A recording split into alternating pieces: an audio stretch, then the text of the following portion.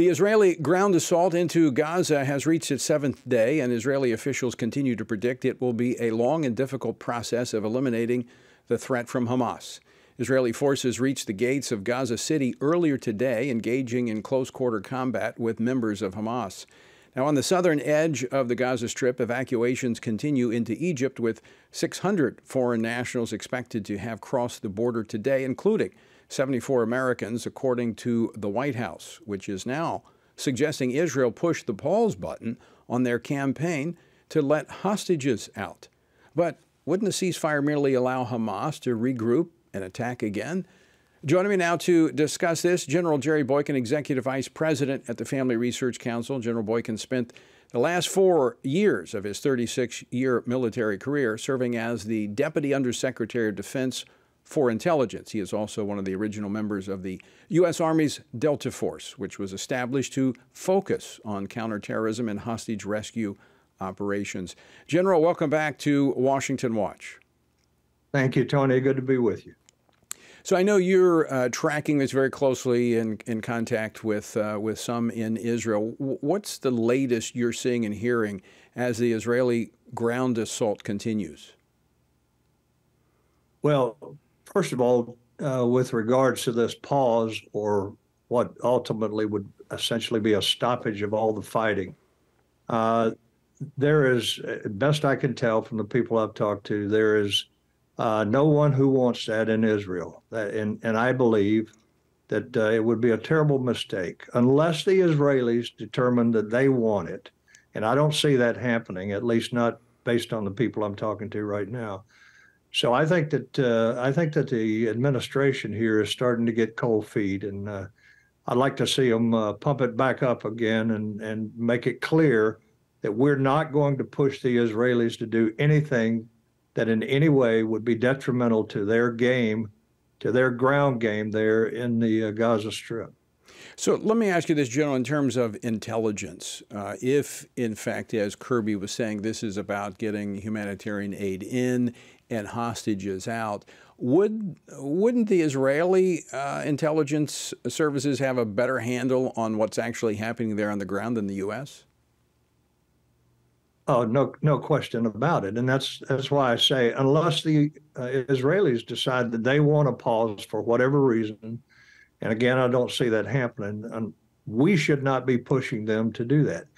They know exactly what they want to do. They know exactly how they want to do it, and they know what impact a pause or a ceasefire would have on them. And right now, they have no stomach for that. Well, let me ask you this from a military perspective, strategic perspective. Would not a pause at this point allow Hamas to regroup? Absolutely. To regroup, refit, resupply, all those things would be done during that. You can't trust these people, and we all know that. Anyone that's as barbaric as they have been, you can't trust them in any way for anything. And right now, I think right now the wind is in the sails of the Israelis. But what we don't want to do is do something that would throw them off their game, that would give their enemy, Hamas, an opportunity to do all those things that you just talked about.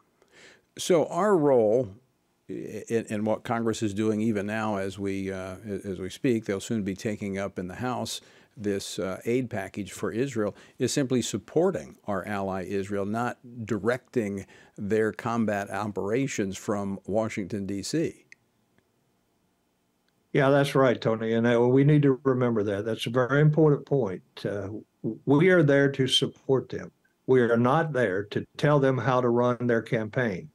And I'm afraid that we're sliding in that direction right now. And we've got to resist that temptation and let them fight their own war. Give them what they need. Give them the material that they need. Give them advice if they ask for it. Give them whatever they need. But we cannot run their war for them, and they don't want that. They're not asking for that. They don't want to go down in history as having to call America in to win the battle for them, so to speak. Well, if we go down this path here in the United States and we start telling them how to run their operation, which would suggest that, as you mentioned earlier, that we're getting cold feet, that opens the door for the rest of the international community to start, trying to handcuff them in their ultimate goal of neutralizing the threat from Hamas.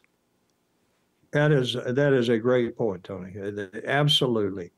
The world is watching us. They know that we're their strongest ally, and in many ways, they are our strongest ally.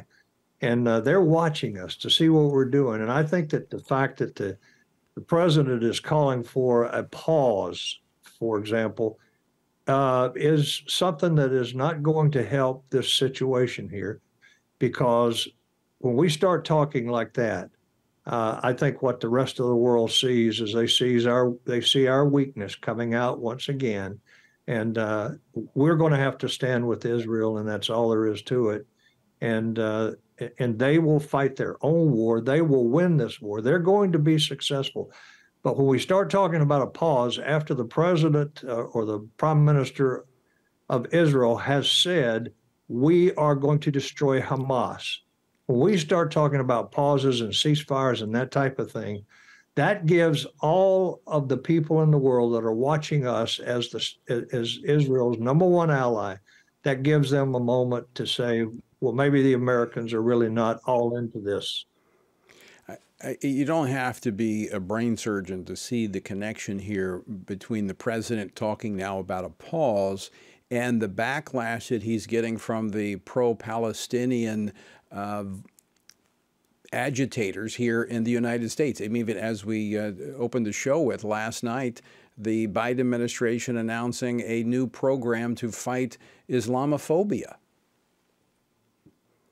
Tony, I tell you, that is actually embarrassing that we're doing that. If I was a Jew in America today, I would probably be looking for some other place to go, because here you've got one of the most incredible atrocities that has occurred in the 75 years that Israel has been a nation. And what do we come out with? We're going to come up with a new program to protect Islamophobes. And this is unbelievable to me. What we need to be talking about is, what can we do for Israel? How can we support Israel? How can we stand with them? And that's not what we're doing. This is why America, in my view, fails in a lot of its foreign policy and even in its military engagement, is that we allow politics, not the military leaders who are fighting these battles to protect and preserve, to make these decisions. We make them based upon the political voices that are out there on the streets of America. And that's exactly what's happening right now. And listen, when this thing is all over with, the Israelis are going to be the winners. And I've said this before, and actually on your program, but it is a time for nations and organizations to be deciding which side you are on. Yeah. Because this is a time for us to decide whether we're going to be with the Israelis or whether we're going to be with the evil that abounds in this nation and all over the world. All these nations now need to decide. You're going to stand with Israel, or you're going to stand with the other terrorists? We're going to stand with Israel.